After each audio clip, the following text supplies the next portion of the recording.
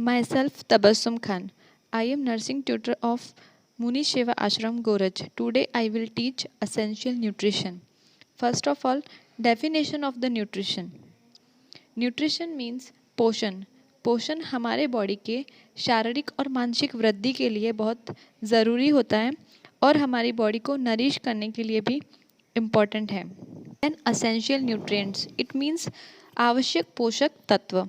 इसमें सबसे पहले आता है कार्बोहाइड्रेट्स, सेकंड पे प्रोटीन, थर्ड पे फैट्स, फिर vitamins, minerals and water.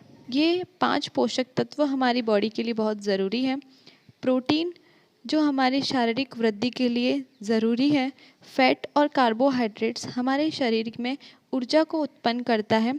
Vitamins और मिनरल्स हमारे शरीर के फंक्शंस को रेगुलेट करता है। ये एक इमेज है जो फूड गाइड पिरामिड को दिखाता है और बैलेंस्ड डाइट को भी दिखाता है। इमेज के अंदर फर्स्ट है अदर कैटेगरीज, सेकंड पे 2 पिक्चर्स हैं, उसमें milk groups and meal groups, third वाले में वेजिटेबल ग्रुप्स हैं और फ्रूट ग्रुप्स हैं एंड लास्ट में ग्रेन्स ग्रुप्स। पोषण को 2 भागों में बांटा गया है, मैक्रोन्यूट्रिएंट्स एंड माइक्रोन्यूट्रिएंट्स। मैक्रोन्यूट्रिएंट्स के अंदर कार्बोहाइड्रेट्स, प्रोटीन्स एंड फैट्स को शामिल किया गया है और माइक्रोन्यूट्रिएंट्स में मिनरल्स, विटामिन्स और वाटर को शामिल किया है। फर्स्ट है कार्बोहाइड्रेट। स्वस्थ शरीर के लिए कार्बोहाइड्रेट आवश्यक है। यह आपके शरीर, विशेष रूप से आपके केंद्रीय तंत्रिका तंत्र और मस्तिष्क को ईंधन देता है और बीमारी से बचाता है। सभी लोगों के लिए आहार संबंधी दिशा निर्देशों के अनुसार कार्बोहाइड्रेट को आपकी कुल दैनिक कैलोरी का 45 से 65% तक होना चाहिए। कार्बोहाइड्रेट के स्रोत सफ़ेद ब्रेड, चावल, पास्ता एंड सीरियल्स। कुछ कार्बोहाइड्रेट दूसरों की तुलना में स्वस्थ होते हैं।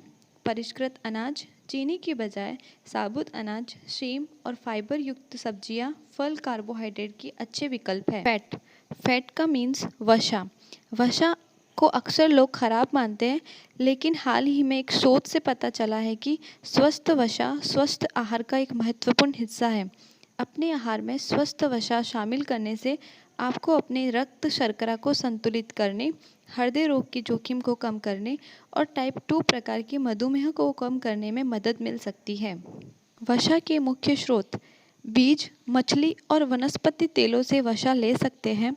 मक्खन, पनीर, रेड मीट और आइसक्रीम जैसे संतृप्त पशु आधारित वसा के सेवन को सीमित करें। थर्ड है प्रोटीन। अच्छे स्वास्थ्य के लिए प्रोटीन आवश्यक है। प्रोटीन सिर्फ मांसपेशियों को नहीं, बल्कि शरीर की प्रत्येक कोशिका को मजबूती प्रदान करता है। हर कोशिका में प्रोटीन होता है। प्रोटीन का उपयोग मुख्य रूप से शरीर के विकास, स्वास्थ्य और रखरखाव के लिए किया जाता है। प्रोटीन के स्रोत मांस, मछली और अंडे आवश्यक अमीनो एसिड्स के अच्छे स्रोत हैं। सेम, सोया, नट्स और कुछ अनाज से भी प्रोटीन प्राप्त कर सकते हैं। मिनरल्स इट मीन्स खनिज। मिनरल्स भी एक सूक्ष्म पोषक तत्व है।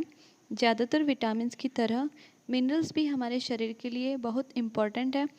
वे कई शारीरिक कार्यों के लिए आवश्यक हैं, जिसमें मजबूत हड्डियों और दांतों के निर्माण के साथ साथ उपापचय की क्रिया को सही बनाए रखने में मदद करता है।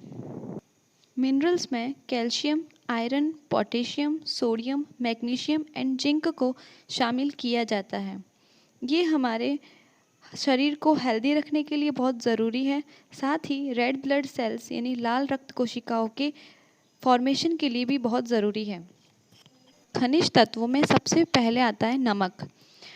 नमक है जो भोजन में रुचि को बढ़ाता है और शरीर को जल और लवण के संतुलन को भी नियंत्रित करता है। इसके अभाव में दुर्बलता और थकावट मालूम होती है। अधिक नमक से शोध होता है। सेकंड पे कैल्शियम। पोषण के लिए 0.9 से 1 ग्राम तक कैल्शियम की आवश्यकता प्रतिदिन पड़ती है। ये मात्रा 2.5 पाव दूध से प्राप्त होती है।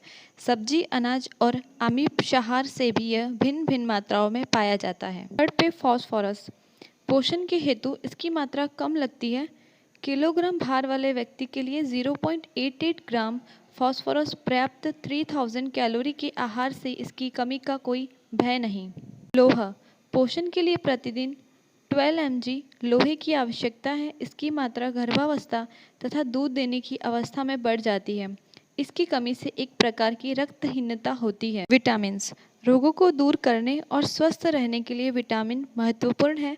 प्रत्येक विटामिन्स शरीर में एक महत्वपूर्ण भूमिका निभाता है और उनकी पर्याप्त मात्रा नहीं मिलने से स्वास्थ्य समस्याएं और बीमारियां हो सकती है। स्वस्थ दृष्टि, त्वचा और हड्डियों के लिए विटामिन आवश्यक है। विटामिन दो प्रकार के होते हैं, fat soluble vitamin and water soluble vitamin. Fat soluble vitamin में vitamin A, vitamin D, vitamin E, vitamin K को शामिल किया जाता है और वाटर सॉल्युबल विटामिन में vitamin B1, B2, B3, B5, B6, B7, B9, B12 and vitamin C को शामिल किया जाता है। विटामिन ए हमारे स्किन के इन्फेक्शन और आई डिजीज़ को ट्रीट करने में यानी उसके उपचार करने में मदद करता है। विटामिन B9 प्रेगनेंसी के दौरान जो न्यूरल ट्यूब इफेक्ट है उसके रिस्क को कम करता है। Vitamin C common cold, cancer और स्कर्वी के उपचार में मदद करता है। विटामिन डी हड्डियों की बीमारी और डायबिटीज़ के उपचार में मदद करता है। विटामिन ई हमारे ब्लड सर्कुलेशन को इम्प्रूव करता है और विटामिन के हमारी इंटरनल ब्लीडिंग और मेंस्ट्रुएशन पेन के रिस्क को कम करता है।